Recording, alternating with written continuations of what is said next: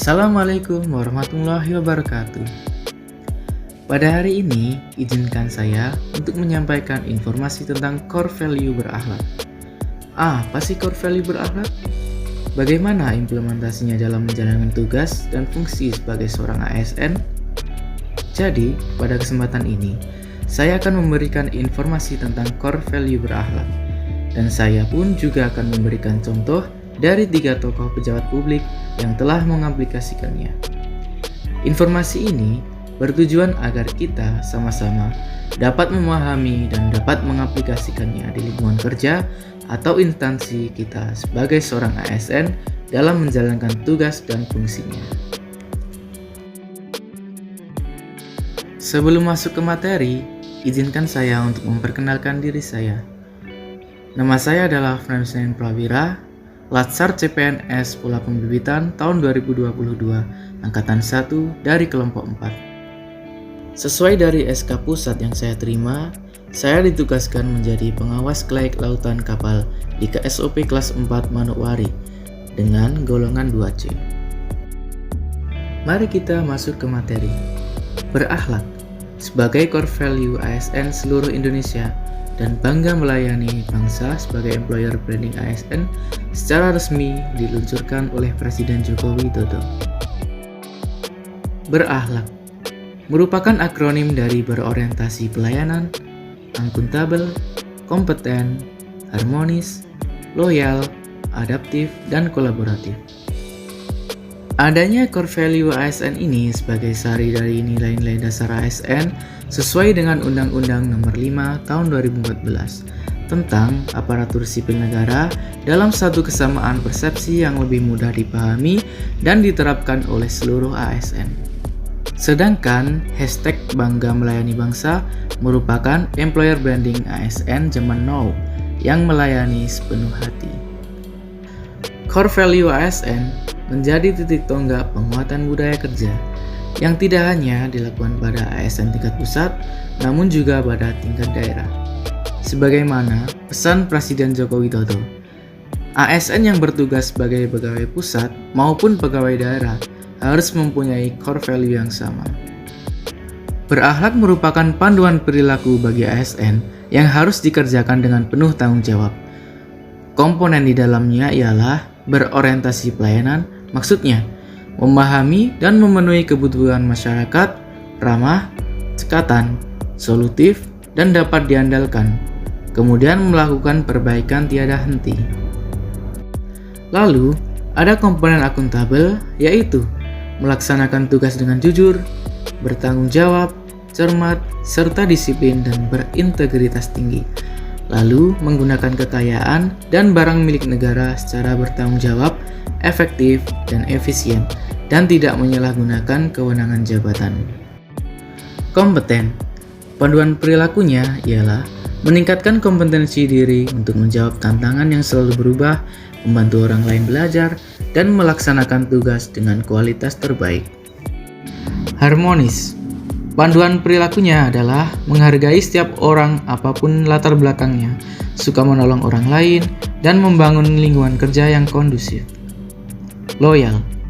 Panduan perilakunya adalah memegang teguh ideologi Pancasila dan Undang-Undang Dasar Negara Republik Indonesia tahun 1945, setia kepada NKRI, serta pemerintah yang sah, menjaga nama baik sesama ASN, pimpinan, instansi, dan negara, serta menjaga rahasia jabatan dan negara. Adaptif. Panduan perilakunya adalah cepat menyesuaikan diri menghadapi perubahan, terus berinovasi dan mengembangkan kreativitas dan bertindak proaktif. Kolaboratif. Panduan perilakunya ialah memberi kesempatan kepada berbagai pihak untuk berkontribusi, terbuka dalam bekerja sama untuk menghasilkan nilai tambah, dan menggerakkan pemanfaatan berbagai sumber daya untuk tujuan bersama. Role model pejabat berakhlak yang pertama adalah Menteri Perhubungan Indonesia, yaitu Bapak Budi Karya Sumadi. Beliau adalah seorang pejabat yang berorientasi pelayanan. Beliau merupakan seorang yang solutif dalam melayani kebutuhan masyarakat. Contohnya, pada saat Lebaran tahun 2022 ini, beliau memberlakukan sistem one way untuk mengurangi kemacetan arus balik.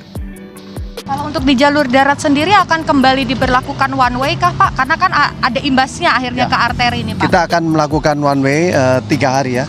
3 hari 6, 7, 8 dari Kali Kangkung sampai ke kilometer 70. Selain berorientasi pelayanan, beliau juga merupakan sosok yang harmonis. Hal ini dibuktikan dengan kegiatan makan bersama dengan para pengemudi ojek online untuk menjaga sinergi antara para aplikator ojek online. Dalam acara bertajuk Nyate Bareng, Menhub Budi Karya Sumadi menyatakan bahwa para pengendara ojek online adalah pahlawan transportasi.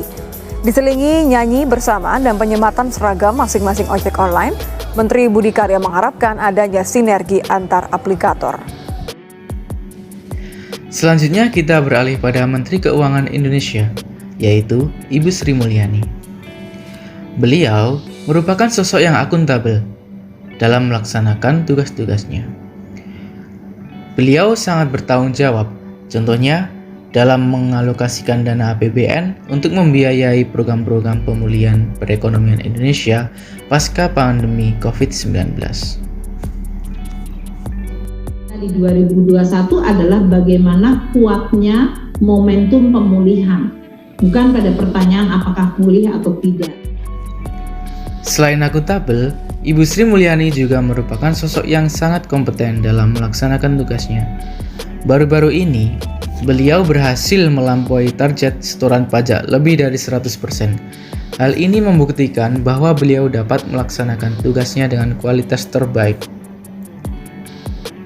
Baru-baru ini kabar gembira datang dari Direktorat Jenderal Pajak Kementerian Keuangan RI yang mana pihaknya mempublikasi terkait kinerja yang sangat baik walau kita ketahui sedang berada ataupun lagi berada di tengah pandemi COVID-19 dan bahkan tak main-main capaian penerimaan pajak di tahun 2021 ini mampu melampaui target atau lebih dari 100% per tanggal 26 Desember 2020. Selain itu, Ibu Sri Mulyani juga merupakan seorang yang loyal.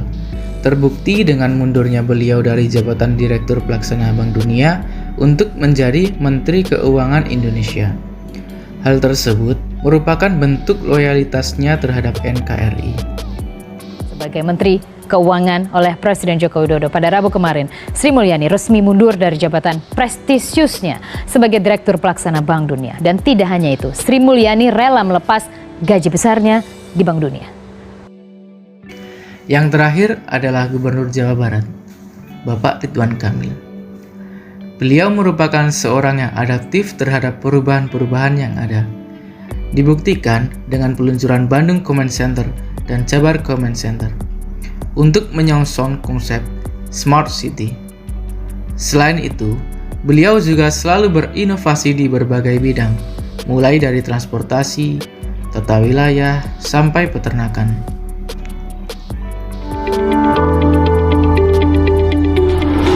Oke Google, buka Jabar Comment Center.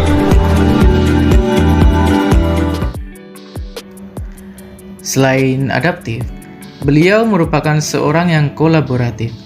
Salah satu bentuk kolaborasinya adalah dengan menggandeng Shopee untuk mempercepat program UMKM Jabar Go Digital. Percaya dengan literasi digital itu bisa membantu kesejahteraan rakyat kita, bisa membantu perekonomian Indonesia. Nah kemarin diskusi dengan pemerintah Jawa Barat itu sangat menarik karena mereka mempunyai ide dari Pak Ridwan Kamil untuk mewujudkan target 5.000 desa digital. Nah ini sangat original, sangat menarik sekali. Kita merasa ini kita bisa mencakup sampai kesejahteraan rakyat yang belum dijangkau sebelumnya oleh digital. Selanjutnya, itu tadi penjelasan informasi yang saya berikan tentang core value berakhlak beserta contoh-contoh tokoh inspiratif yang telah mengimplementasikan poin-poin dari value berakhlak. Maka dari itu, mari kita senantiasa mengamalkan atau mengaplikasikan nilai-nilai dasar dari berakhlak dalam melaksanakan tugas dan fungsi kita sebagai ASN. Sekian yang dapat saya sampaikan. Apabila ada kurang lebihnya, mohon maaf. Assalamualaikum warahmatullahi wabarakatuh.